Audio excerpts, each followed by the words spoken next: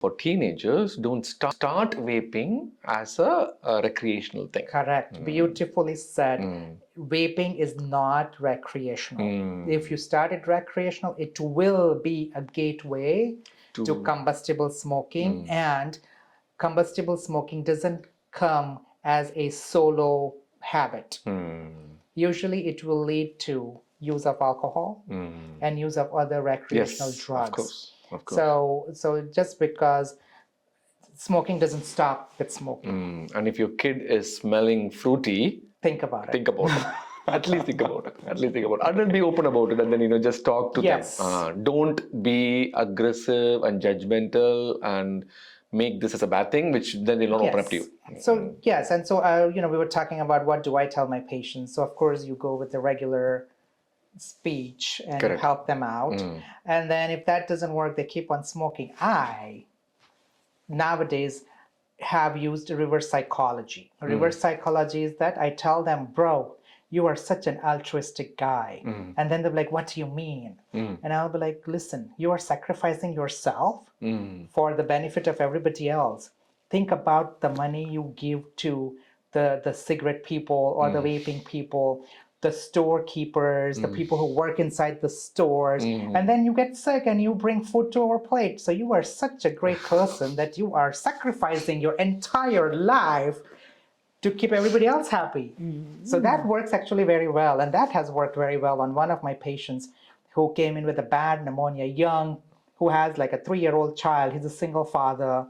And that reverse psychology worked so well that he cried and he sobbed and he promised me a gentleman's promise that he will never smoke again, and he has kept his promise. Oh my God, nice. So yeah, so reverse psychology works. Nice, wonderful. I'm going to do that for the next reel. Yes. In a midnight biryani shop. You can. Okay. Because sometimes, you have to realize that there is a hierarchy between a patient and a doctor. Number one, it's patients will think that, okay, I am a regular patient, a regular file, a regular number for the doctor. And the doctor is like so educated and they're so smart. So there's always an educational discrepancy or a hierarchy. The second thing is that they will think that what they will tell you, you're not going to understand because they think that you do not wear the same shoes. But the fact is, we wear the same shoes. Our kids go to the same school. We drive the same car. We are in the same pollution as everybody else. We're in the same environment. We're not shielded.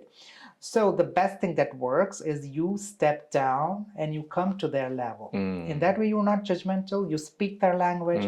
Like sometimes, like so you're talking about doctor-patient, but now we're talking about parent-kid.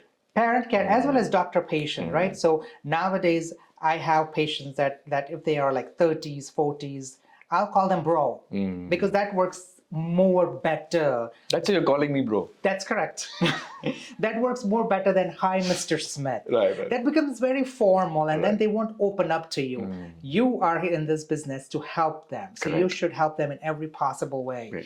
And one of the ways would be to be friendly in your way you talk to them rather than having a gap, which I think is such a big gap that many of my colleagues themselves think that, oh my God, we are doctors. I'm sure you are doctors, but step down to their level, talk to them openly, then they will be, then you'll get more out of that interaction. Of course. So, of course. And then you learn a lot. Like a few years ago, when I was doing the talks on vaping, I did not know what dabbing was. I thought dabbing was the dance move, and they're like, no. Dabbing is actually an aggressive form of vaping whereby you drop multiple drops of nicotine to vaporize it all at one time to get high, like a nicotine high. So that is dabbing. And I would have not learned about it unless I was very friendly to that patient, very young patient, and he was teaching me. So, you learn a lot actually from the patients. Of course. Unless that you wear your white coat and you shield yourself. Then you will not learn much. My niece, 14-year-old, teaching me all these lingos. Yeah. All these WhatsApp text. So you always, that works. And then the other thing, one more thing that would work in favor of them quitting is the teenagers and the young adults, 30 to 40. So smoking is related in thousands of articles to erectile dysfunction. So if you tell them that there is a very high chance that 10 years from now you're going to develop erectile dysfunction, that actually works very well also. And it is not a reverse psychology. It is that, yeah, you tell them you're going to develop COPD and you're going to develop asthma lung cancer. and you're going to develop lung cancer. But guess what? All of these are not going to kill you right away. It's years later that you will die. Right. Erectile dysfunction is 5 to 10 years, bro, and you are out of business. I see. And then, then you have body shaming. You doubt your own manhood. Correct. And of course, that's so that is much short term than... That's short term, right. Within a few years, 5 to 10 years, you develop erectile dysfunction. So that has more rapid onset. Rapid onset. Okay.